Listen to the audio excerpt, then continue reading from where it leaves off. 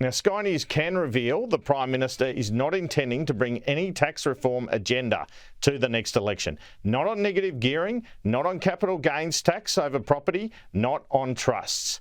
This comes amid speculation caused by revelations the Treasurer sought advice on negative gearing changes. A lot of the week in politics has been dominated by this story that Sky News broke Tuesday morning around the Prime Minister's purchase of a $4.3 million house at Copacabana on the Central Coast. Some backbenchers do see this story as a challenge because previously the Prime Minister had benefited from his story of growing up in social housing and it made him, quote, one of them, unquote, ordinary Australians. From the Prime Minister's point of view, the notion that on $600,000 a year he wouldn't buy a house that salary could afford is unreal. Sky News can also reveal that Anthony Albanese and his partner Jodie Hayden bought this home together, so both of their names will be on the title, and indeed that, like a modern woman, Jodie Hayden continues to work full-time for a credit union in both Sydney and Canberra, taking leave without pay when she has official duties with the PM. So she is contributing to that house purchase. The Labor Party, two sources have told me, held focus groups in an aspirational seat in southwestern Sydney last week after news of the sale broke.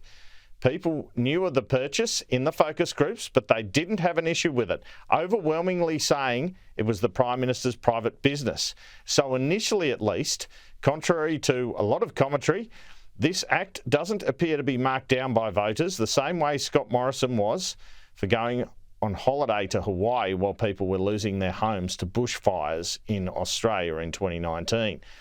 Housing affordability and lack of housing, we know, is a big issue for the next election.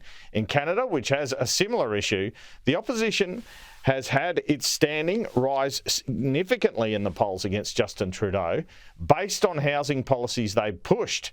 Yesterday, the opposition leader Peter Dutton announced a $5 billion fund to help with infrastructure to get sewerage and roads, etc. built to help new developments get constructed. The policy promise is for 5 years, but much of the money would be front-end loaded at the start if a Dutton government is elected, I'm told. This is a game changer for young Australians who can't see the opportunity yet to own a home. And I believe very strongly that one of the huge and most significant parts of our culture is the dream of home ownership. And that has been exhausted for many Australians under 2 years of Labor.